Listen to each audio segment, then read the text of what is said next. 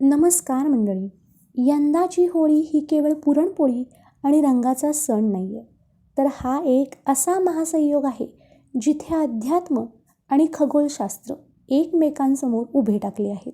एका बाजूला आपण भक्त प्रल्हादाला वाचवणारा आणि होलिका दहन करणारा हुताशनी अग्नी पेटवणार आहोत, तर दुसरीकडे त्याच पौर्णिमेच्या छायेत वर्षातील पहिले चंद्रग्रहण आपली सावली टाकणार आहे. होळीच्या ज्वाळातून आपल्याला काय संदेश मिळणार? चंद्रग्रहणाला आपल्या जीवनावर काय परिणाम होईल?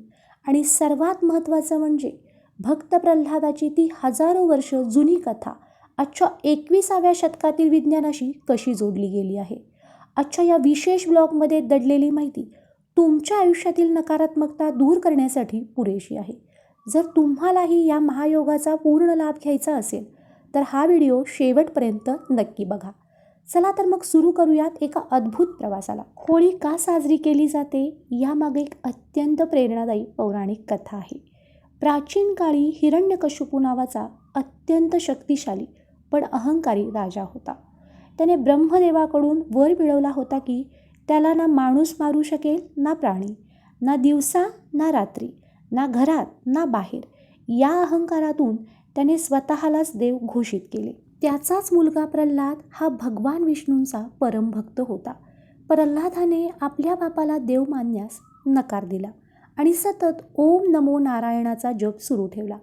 हे पाहून संतापलेल्या हिरण्यकशिपूने आपल्याच मुलाला मारण्याचे अनेक प्रयत्न केले. कड्यावरून ढकलले, हत्तीच्या पायी दिले, पण विष्णू कृपेने प्रल्हाद दरवेळेला वाचला. शेवटी हिरण्यकशिपूने आपली बहीण होलिका हिला बोलवले. होलिकेला वरदान होते की तिला अग्नी जाळू शकणार नाही. प्रल्हादाला संपवण्यासाठी होलिका त्याला मांडीवर घेऊन पेटत्या चितेवर बसली. पण म्हणतात ना, देव तारी त्याला कोण मारी. अचानक वारा सुटला, होलिकेचे ते संरक्षक वस्त्र उडाले आणि प्रल्हादाच्या अंगावर आले. परिणामी वरदानाचा गैरवापर करणारी होलिका जळून राख झाली आणि नामस्मरण करणारा प्रल्हाद अग्नीतून सुखरूप बाहेर पडला. होळीचा अग्नी आपल्याला हेच सांगतो की अधर्म कितीही शक्तिशाली असला तरी शेवटी विजय सत्याचा आणि भक्तीचाच होतो. आपल्यातील होलिका म्हणजे वाईट विचार जाळायचे आणि प्रल्हाद म्हणजे सात्विकता जपायची. हाच होळीचा संदेश आहे. केवळ कथाच नाही तर या प्रथेमागे शास्त्रही आहे. हिवाळा संपताना वातावरणात कफ वाढलेला असतो आणि विषाणूंची निर्मिती होते. जेव्हा आपण होळी पेटवतो तेव्हा त्या अग्नीच्या उष्णतेने आसपासचे सूक्ष्मजंतू नष्ट होतात. होळीच्या प्रदक्षिणेमुळे त्या उष्णतेचा स्पर्श आपल्या शरीराला होतो, ज्यामुळे रक्ताभिसरण सुधारते आणि वसंत ऋतूत येणारा आळस दूर होतो. होळीत शेण्या, कापूर आणि कडुनिंबाची पानं टाकली जातात, ज्याचा धूर हवा शुद्ध करतो. दुसऱ्या दिवशी आपण साजरी करतो धुलीवंदन. पूर्वी होळीची राख अंगाला लावली जात असे. ही राख शरीरातील अतिरिक्त ओलावा शोषून घेते आणि त्वचा विकार दूर करते. विविध रंगांचा आपल्या मनावर परिणाम होतो. लाल रंग ऊर्जा देतो, पिवळा रंग आनंद देतो, तर निळा रंग शांतता देतो. मात्र लक्षात ठेवा, नेहमी नैसर्गिक रंगांचाच वापर करा. केमिकल रंगांनी आपल्या आरोग्याला आणि पर्यावरणाला हानी पोचवू नका. यंदा होळीच्याच काळात चंद्रग्रहण येत आहे. खगोलशास्त्रीयदृष्ट्या ही एक सावलीची हालचाल आहे, पण ज्योतिषशास्त्रानुसार चंद्र हा मनाचा कारक आहे. ग्रहणाच्या काळात पृथ्वीच्या विद्युत चुंबकीय क्षेत्रात बदल होतात. ह्याचा परिणाम आपल्या पचनसंस्थेवर आणि मानसिक स्थितीवर होऊ शकतो. म्हणूनच या काळात ध्यान करण्यास सांगितले जाते. काय करावे? ग्रहण काळात शांत राहा, चिडचिड करू नका.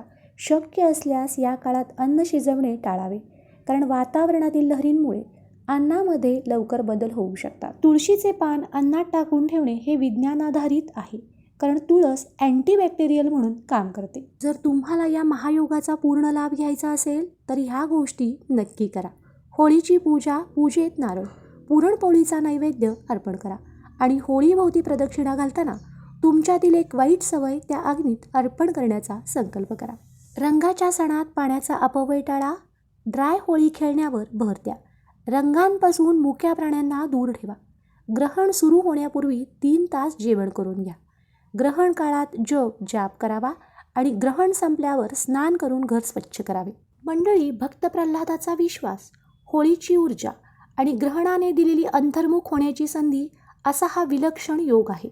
हा व्हिडिओ तुम्हाला कसा वाटला? तुमच्या कुटुंबात होळीच्या कोणत्या परंपरा पाळल्या जातात? कमेंट्समध्ये नक्की सांगा.